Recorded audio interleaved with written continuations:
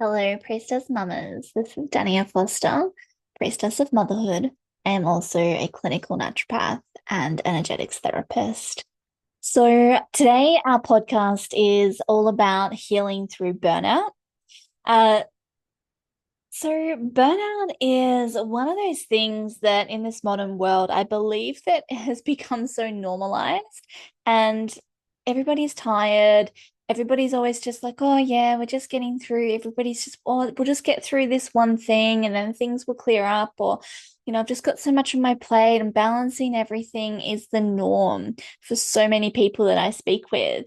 And my vibe, my work, my mission is all about showing that as the priestess of our motherhood, we can really move into space of rest and restoration and really nourishment within our motherhood to thrive because we don't have to hustle. We don't have to be a part of that culture to be worthy or to be valid. And a really slow, nourishing motherhood is so, it's such a blessing to move into that space. And I know because in the beginning of my motherhood, I was in that hustle phase where I was working a full-time job, had kids in daycare, running from one thing to the other, trying to do gym, trying to eat healthy and cook food, trying to do everything for everybody, including myself and my kids, and feeling that strain, which is massive. Okay. But stepping out of the rush and moving into a space of nourishment around our parenting, our mothering, and really allowing our intuition to lead us into rest and allowing our energetics to heal can really help us to nourish our physiological body. Okay, so burnout, it's not just exhaustion. Okay, it's not just feeling tired. It is a deep physiological, on a cellular level, depletion. You've got nothing left to give. Okay, so the goal of this episode is to help you understand what burnout actually is and how to start your healing journey in a natural, holistic way. So, what is burnout? Burnout is ultimately the result of chronic stress or long-term pressure depleting your body's natural resources. So we have what we call the HPA axis. The HPA axis stands for hypothalamic, for the hypothalamus in our brain, pituitary, also a gland in our brain, adrenal, our adrenal glands down in our kidneys, their axis. So that's talking about how our brain communicates with our stress endocrine glands, our stress hormone glands, to help our body respond to environmental stresses that are going on. So this can dysregulate our cortisol if we have been in chronic stress or long-term pressure for a really long time. See, the HPA axis, the hypothalamic pituitary adrenal axis, is there to tell us to move into that fight, flight, freeze response because it senses that we're in danger. It senses that we're not safe. So it says, hey, get moving. Like we need to be on alert and, protect yourself.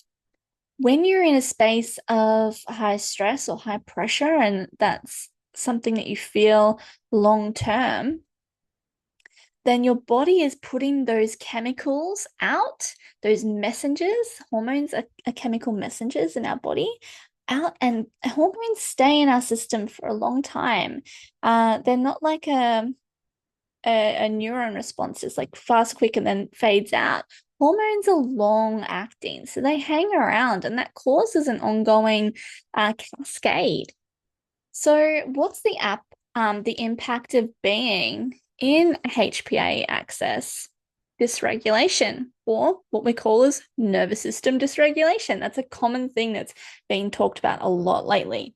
And there's lots that we can do to help regulate the nervous system.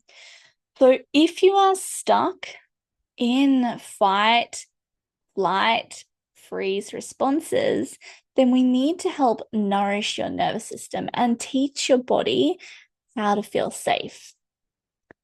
Okay, so if you're stuck in a fight response, you may be finding yourself getting a bit snappy, getting a bit defensive. You might be the yelling mum, all of these different things that you really don't want to be, but you feel like it's just that internal instinct that just takes over, and you have all that regret after. But in the moment, it's like it just pours out of your mouth, and then you're like, oh, I wish I didn't say that. That's your fight response coming out. It could also be the flight response. And your flight response is when you feel like you just have to keep rushing from one thing to the next. It's also that I'm not enough. I need to do more. I have to do this for this person and this for this person.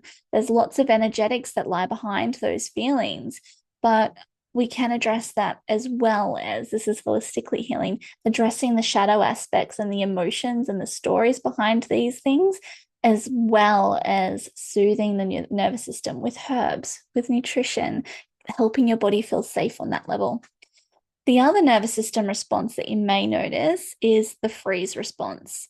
And this can be really common with women that are in this high cortisol reaction, high adrenal hormone reaction of stress, when you just feel like you can't deal with anything and you shut down, you're dissociating, you might be scrolling, you might be just not wanting to do anything or leave the house, having that anxiety come up. That's your freeze response coming into play. And that's what happens when your body has tried fighting. It's snapped, it's yelled, it's not being listened to. You've tried flighting, and that's just a bit exhausting. So we're not going to do that anymore. And then you might just fade into that freeze response or that dissociation. So these are all the different nervous system responses that you may be noticing. It might be dominance of one in particular. It might be a little bit of all three. That's all really common, but we can address that. So the other impact of HPA axis dysregulation or nervous system dysregulation is it impacts your hormones. So things like your progesterone, which is your calming hormone that's produced from ovulation, starts to drop because, yeah, your body's not going to ovulate on a smooth, regular cycle if it doesn't feel safe. It's going to say, going to close shop for that. No progesterone today. And you might be experiencing those low progesterone effects moving into your period. That's the PMS symptoms, because the progesterone helps you to feel calm. It's also things like anxiety before the week before your period. It is things like spotting before your bleed. Okay. It can also throw out the balance of progesterone with estrogen and then leave you feeling estrogen dominant or estrogen in excess. And that's where we might have more symptoms of heavy bleeds, pain, other things like that that would come on with having high estrogen. And there's lots of other things that can contribute to these hormonal imbalances as well. But this is something that can be an ongoing impact of having stress, long-term stress, cortisol dysregulation, HPA axis dysfunction. Or it's not really dysfunction because it's doing what it's supposed to do. If you feel like you're always stressed, it's going to always keep you on alert. So it is functioning, just not in the way we want it to be. So what happens if our progesterone and our estrogen are not in balance? It's going to move into things like testosterone increasing. So if your testosterone's increasing, not only does your cycle get a bit irregular, you might be having more anxiety, more mood instability, those sort of things as well. And the other thyroid, it's not a sex hormone. The other hormone that's not a sex hormone that we still need to consider is your thyroid hormone. So your cortisol dysregulation, HPA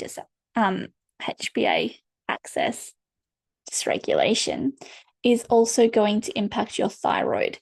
Your thyroid is your body's temperature gauge and speed regulator. So it helps you to go the right speed. So if you're feeling a bit sluggish, whether that's in your bowels, whether that's in just feeling tired all the time, can't get the temperature right, you might be feeling too hot, too cold, your thyroid may be out of balance. So addressing that is something that we need to consider, case dependent. So there's lots of other things that your high stress is going to impact. We can talk about how your immune system is copying it. Your immune system's going to feel a bit weakened and under pressure there as well. So you might have ongoing colds and flus, and it just keeps coming back around. You feel like you just can't get over it. You've got excess inflammation. So this is when we might see weight holding. We might see pain and in your joints and aches and headaches and lots of things that come from inflammation. But yeah, your digestion's always also going to be impacted. I talked about how your thyroid can make you feel slowed down in your digestion, but high cortisol can also do this as well. Your HPA axis dysfunction, this is that gut-brain connection, because when you're in a state of stress, your body's going to say, I can't deal with any of these things. I've got to survive. So this is why it shuts down the sex hormones, because it's like we're not going to be promoting fertility right now. We cannot handle that. It's going to be shutting down your digestion and saying either expel this food really quickly, i.e., diarrhea and loose bowels, or it's going to be just like, I'm not going to do with that, and just leave it really stagnant and slow and constipated and never feeling completely evacuated. It can also lead to things like food intolerances. This is where that inflammation connects in with your gut and looks at your food intolerances, having issues with different sensitivities of foods and things like that. Your microbiome imbalance, all of these things can lead to bloating, can lead to pain, urgency, all of these things. Mental health. Once again, that gut brain connection coming back to increasing anxiety, increasing depression, and just feeling no purpose, no motivation for life. So, these are all things that can be addressed holistically when we connect all of the dots for all of these different things, looking at the huge symptom picture, your story of everything that's going on, and really working backwards from there to get to the root cause. So, the key elements to burnout recovery. First off, I want to really help you to feel safe in your body. So, this is finding a rhythm that is going to build on what makes you feel strengthened. This could be nervous system practices for the vagus nerve. The vagus nerve, I've spoken about that before. It is connecting through your gut to your brain. It's helping you to feel safe and in that relaxed ventral vagal state of calm. So that's the opposite of the fight or flight. Working on the vagus nerve for things like breath work, meditation, gentle movement like walking, stretching, yoga, like really gentle cycling, things like that are really good for that as well. Embodiment practices. And this is where we can combine. I like to work with different mantras using breath work, working on intuitively what your body is asking for to feel safe in your energy, in your body, and what helps you to come back into that space. So that's where I like to do a bit of work around your story. And I do address that in the Priestess of Motherhood mentorship. That's one of the modules where we look into the stories that you grew up with. What are the stories that you've grown to accept as your normal, and working back through generational healing to help release this energetically as well. But practices are really important. Rituals and rhythms help us to feel safe in our body. When we find the practices that make us feel strong in our individual spaces, it doesn't have to be the same for everybody. This is why I like working one-to-one, because it can be a really personalized journey to say what strengthens you and really weave a rhythm around your life, around your kids' routines, because it's a lot easier to work around them than it is for them to work around us. So looking at the big concrete pillars in your life and weaving this into those practices, nervous system practices that work for you to drop you out of survival mode and back into your body. We're going to have to look at things like your food. Are you nourishing yourself? Are you getting the nourishment that your body needs? Because that is another element to feeling safe in your body. Is is your gut functioning? Because if you are not absorbing the food that you're eating, you're not breaking down those nutrients properly, then your body's not getting those key building blocks that it needs to do things like neurotransmitter production for your brain to feel calm with things like GABA. Your microbiome needs to be functioning optimally because we've got little microbiome factories that do different jobs, and we need to have that little microbiome ecosystem working to produce those calming neurotransmitters, because the majority of our neurotransmitters, serotonin, GABA, that make us feel good, are produced in the gut. So if our gut is inflamed, if we're having food reactivity, bloating, inflammation, all of these things are going to be impacting our ability to feel good. Blood sugar balance is another big thing to talk about when it comes to stabilizing cortisol. So, making sure that you are eating. This is one of the things that I will address in a later podcast because I'll probably need to go into a lot more detail than I will right now. But fasting is not going to be nourishing if you're in a high cortisol state, because once again, fasting is putting your body on a high alert to say, I don't have enough. So, having a small, nourishing, high protein snack within 20 minutes of waking up is going to be soothing that high morning cortisol and letting your body know that you're okay. Eating when you like within 20 minutes of waking, not having coffee on an empty stomach. Coffee is a stimulant. Not only is it stimulating your brain, it's stimulating your gut to say evacuate, and it's getting your body on alert. So having that on an empty stomach is going to increase that high morning cortisol, increase that high morning anxiety. But I'm not going to tell you not to have your coffee because I too love my coffee. And I'm not about that. But what I do say is have your coffee after you've had a high protein, nourishing meal for your breakfast. So making sure you've got good protein, healthy fats, and fiber in every meal across the day. 3 meals a day. Perfect. Okay. Restoring your adrenal function. So, as we talked about the HPA axis, your adrenals are working overtime when you're really stressed. They're burning through their vital nutrients and minerals. So things like B vitamins, you're going through them really quickly. Things like magnesium, going through it super quick. And vitamin C, super quick. That's probably why you're feeling sick and run down and everything that comes with this feeling of burnout. So, because your body is burning through these nutrients to keep up with your lifestyle, you need to replenish them. So, making sure you've got the minerals that you need.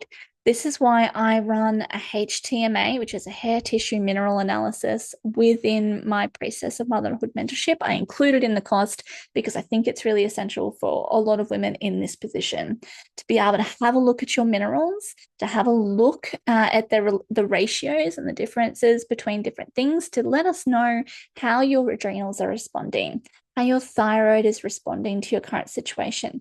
And it tells us what stage you're in if you're in any burnout. Okay, well, let us know where you're at.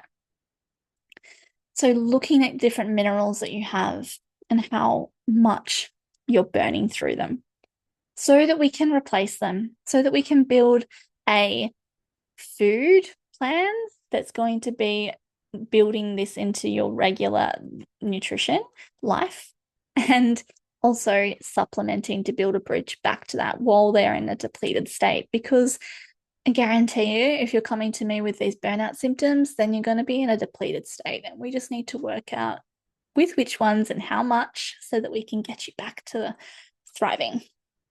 Okay, the other thing that I'm going to help to work on your adrenal function is using adaptogens and nervine herbals. So I love working with herbal medicine. So we would be working on the nervines.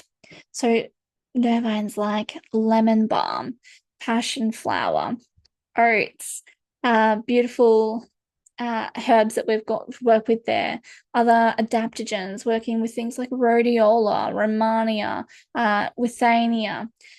Depending on where you're at in that burnout cycle, which I'll go into in a bit more detail at another time, is going to be which herbs do we need and in which amounts, because they've got their own personalities and they've got their own different attributes that they bring to the table to heal. So as you can see, there's lots of different elements to this burnout picture that we could address, and everybody's going to present differently. So there'll be different herbs that speak to different parts of this that we need to highlight and support.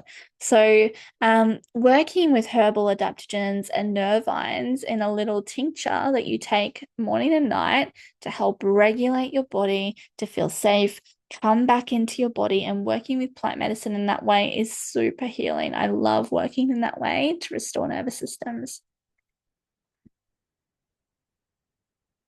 Then we are working to rebuild your hormonal balance. This is our next step, is working in the embodiment of feminine energy, understanding rest, like I was talking about in the beginning, understanding the power of rest, working within the framework of boundaries and communication to work out your needs and how to communicate them to people around you to get them actually met, and feeling worthy of them is so important. So building hormonal balance is around embodying that feminine energy for a woman. It's also about learning about your body. So I teach cycle awareness, learning about the different stages of your cycle and how to recognize them in yourself, how to know if you've actually ovulated or if you're having anovulatory cycles, which means you're cycling, still bleeding, but you're not actually creating ovulation, which creates that cascade of hormones that we need, like progesterone. So if you're under a lot of stress, it's really common to skip ovulation and have irregular cycles, have spotting, have premenstrual headaches, lots of symptoms that can come up. And building that cycle awareness, working out the different stages of your cycle and how to respond to that nutritionally and how to eat in different versions of that cycle, how to move in different versions of that cycle. And if we need to, using herbal support, nutritional support to adjust and move that.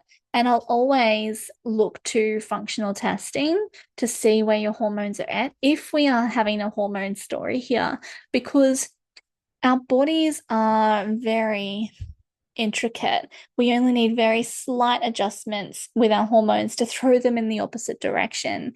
So it's really important that we understand what's going on with the balance of things like your luteinizing hormone and your FSH, your follicle stimulating hormones, to know which herbs are going to be the right ones, because we don't want to tip you in the wrong direction. Okay, so using herbs, using lifestyle practices in the right stages of your cycle and teaching you about that, teaching you about learning your cycle is such a valuable thing that you can then pass down to your own daughters and you can share that wisdom. So giving that to you for life, so important. And then the other element, which you can see is woven through each of these stages, is that shadow work and the emotional healing that comes with healing through burnout. Like, what happened to make you feel like you had to keep hustling to be worthy? What happened in your story that made you feel like you weren't enough? The burnout is the push. It's the push to do more than what you have to give. So why are you giving beyond what you have? And allowing you to feel safe, calming back into your body and feeling really comfortable in who you are, in your skin, and finding a home within that. And that's freedom. Okay, that's rewriting your self-worth narrative. And that's finding that being at home within yourself is just feeling so in tune with who you are, so aligned with your purpose and where you're going and what your dreams and your vision are for your family and your future. And that's really the embodiment of the priestess of motherhood. So she is able to be really intuitive and grounded and connected to her body so that she can be present and available for her family, to be their leader and have this holistic wisdom to be able to support them through whatever stages life they're going through. Okay, so this is about recognizing patterns within yourself, finding the ways to adjust course and be held and nourished through this process, because you don't have to do it all on your own. It's, trust me, very hard and a very long road to do it all on your own. And having somebody there who's been through that path of burnout and coming back into your body is such a gift. So if you feel like burnout has stolen your energy, it's sucked the life out of your libido, if you've got very little joy left in your life and you'd like to reclaim that and really feel really calm and grounded and confident in your body, in your motherhood, then I do all of this work within the Priestess of Motherhood mentorship. It's a one-to-one program that we work through over 6 months. And I love taking women through this journey. This is just one of the pillars that we address. The other pillars in the Priestess of Motherhood, besides burnout and fatigue, is things like libido. It's things like your mood, anxiety is huge. It's things like leading our families holistically and the basics of, you know, ancestral nourishment, nutrition, and nourishing our kids, and feeling comfortable in our body. So metabolic balance and the balance of our insulin and those types of things is another huge thing that we talk about in that one. So if you are interested in this type of work, then I invite you to reach out, send me a DM on Instagram or Facebook if you're there.